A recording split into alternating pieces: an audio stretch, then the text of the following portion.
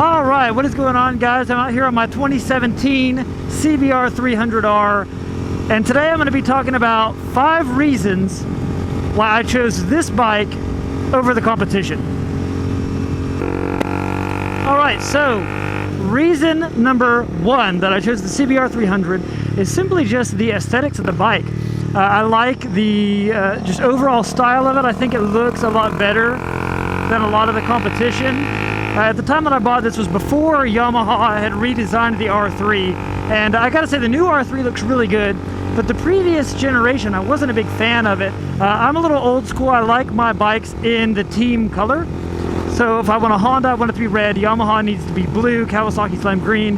But the blue that they offered in the R3 at the time that I bought this bike was that like white and blue color with the blue wheels, and I just really wasn't feeling that. The blue wheels kind of really turned me off from that.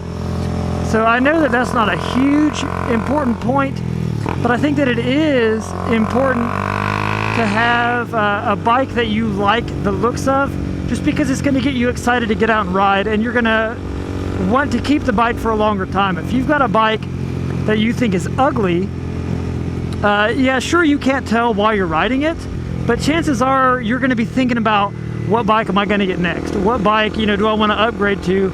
And since people tend to outgrow 300s pretty quickly, I mean, I think that's a really important part of this class of bike. Also in that class, you've got the KTM RC390, which I'm not a huge fan of that styling, and the Ninja 400, I don't really care for it either. And they did offer it in the team, lime green, but you had to get the KRT edition and all those graphics. There's just a little too much going on. And I just think that the CBR300, let's see if we can get around this bend here. And just overall, I just think that the graphics offered on the CBR300 in the red color is just definitely the most appealing of the 300 class bikes. But at the end of the day, looks aren't everything, and so that's why that is my first point. Second reason I chose the CBR300 is this engine. Most of the other bikes in the class are an inline twin, and I've always hated the sound of a 180-degree parallel twin engine. As everybody knows, somebody that had a Ninja 250 with a straight pipe, and it has that sound. We all know what it is. But this being a single cylinder, as you can hear there, it almost kind of sounds like a dirt bike. It sounds like a motocross bike.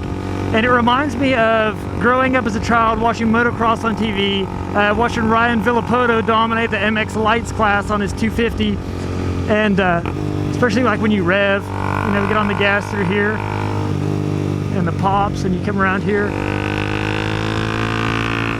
And to me, I love the sound of a single cylinder. It sounds like a supermoto, and it turns heads because nobody's exactly sure what's coming around the corner. They're like, oh, is this a dirt bike? What is it? And then they see, oh, it's a sport bike. It's kind of odd. And now the KTM RC390 is also a single cylinder, and I really like the sound of that bike as well, but it's more expensive. It has a lot higher maintenance. You've got constant valve adjustments on that bike. So this, you get the sound, it's almost as fast, and really speed in a 300 class bike isn't all that important because they're all relatively slow. So yeah, an R3 is faster than this bike, a Ninja 400 is faster than this bike, the KTM is faster than this bike, but the truth is, it's a 300 class bike.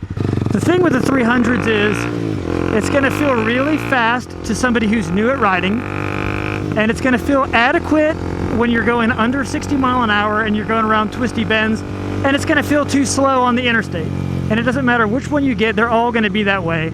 So if you're looking at buying the R3 over this just because it's a little bit faster, there's so much more to take into consideration than that.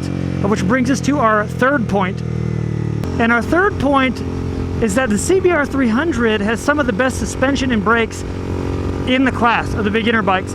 Before I bought this, I did a lot of research. I watched several comparison videos, and you got like Motorcyclist Magazine, you've got motorcycle.com, all these different comparisons that compared all the bikes, and they all seem to say that the R3 suspension was too soft and the brakes were weak.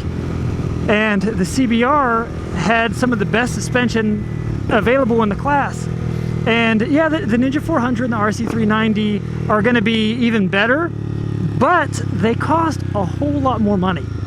And like I was saying earlier with the engine, speed isn't everything in a 300. The reason you're buying a 300 is either because one, you're a new rider and you're looking for something that's not intimidating, or two, you want something that you can throw around. And this bike with the suspension, even as a new rider, it is so easy to ride this bike. You kind of move around. It's very light, it's very nimble, it's very easy to ride, it's very confidence inspiring.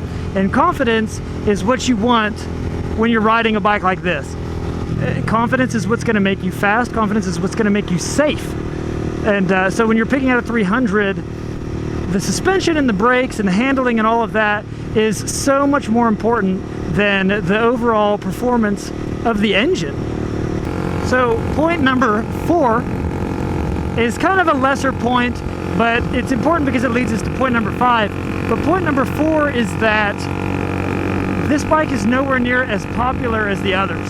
When I go up to Tail the Dragon and I ride, there's so many R3s and Ninja 400s up there, and Ninja 300s, Ninja 250, all the other classes, but I've never seen another CBR300.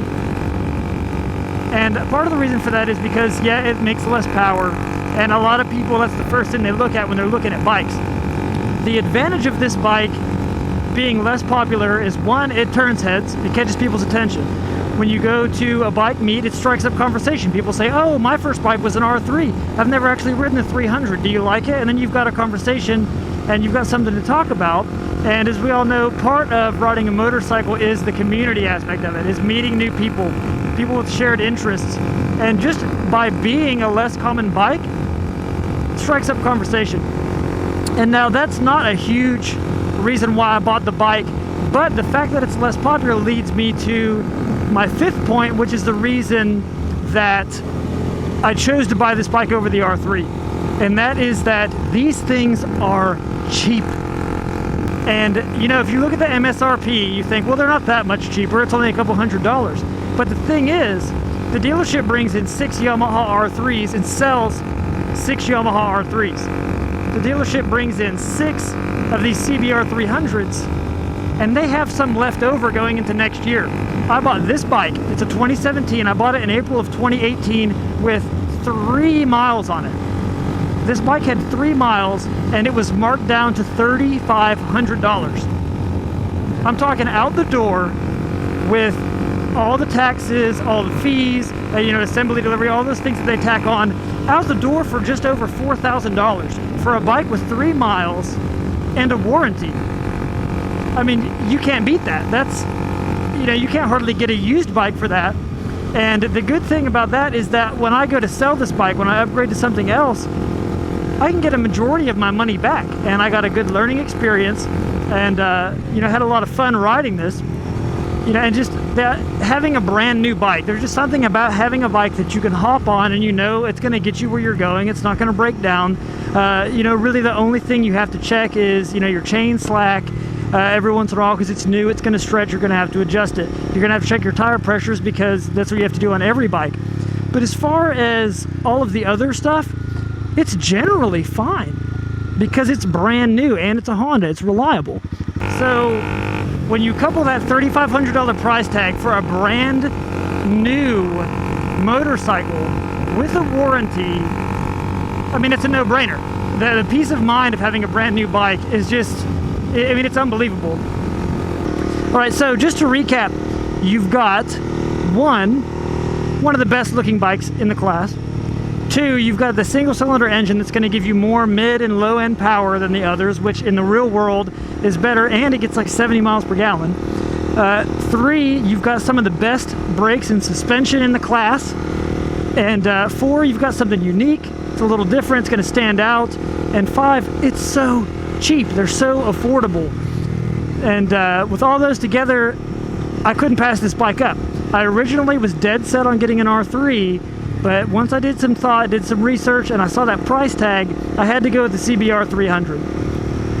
So if you've made it to this point in the video, make sure you hit that like button and subscribe if you want to see more content like this. If this video helped you out, let me know if there's any questions that you have about the CBR300. If you're thinking about buying it, or maybe you're thinking about buying a similar bike, feel free to leave a comment below and I will try to get back to you as fast as I can.